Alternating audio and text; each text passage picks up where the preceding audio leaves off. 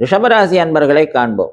ரிஷபராசி அன்பர்களை பொறுத்த வரைக்கும் பாதகாதிபதி, கர்மாதிபதி என்ற 2 ஸ்தானங்களை வகிக்கக்கூடிய அதிபதி ஆகிறார் இந்த சனி பகவான்.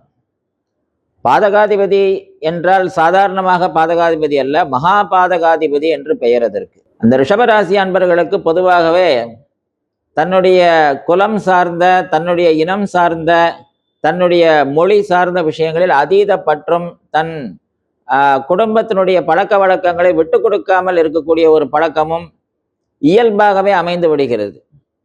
இதன் காரணமாக அவர்கள் வெளி உலகத்திற்கு வராமலே போகிறார்கள்.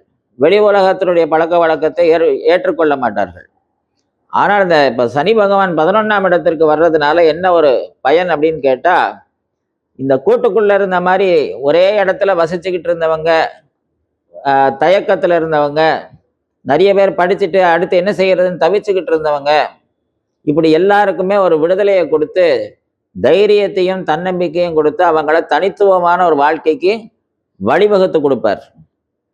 அப்போ சனி பகவானால் அவங்களுக்கு என்ன கிடைக்க போகுது அப்படின்னா பாக்கியம். 2வது பாக்கியம் அப்படிங்கிற வார்த்தைக்கு எல்லா விஷயமும் பொருந்தும்.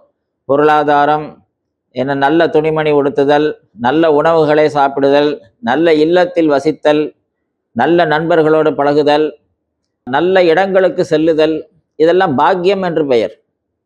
ஆக பாக்கியம், கர்மபாவம் என்று சொல்லக்கூடிய உத்தியோகஸ்தானம், உத்தியோகத்தில் மேன்மை, வியாபாரத்தில் அதீத உச்சத்தை அடைவது, எதிர்பாராத தனப்பிராப்தி, கப்பல் வாணிபம் பண்ணக்கூடியவங்களுக்கு, அதில் வியாபாரம், ஷிப்பிங் கம்பெனி, இந்த மாதிரி கம்பெனிகள் வச்சிருக்கிறவங்களுக்கு அதீதமான லாபம்.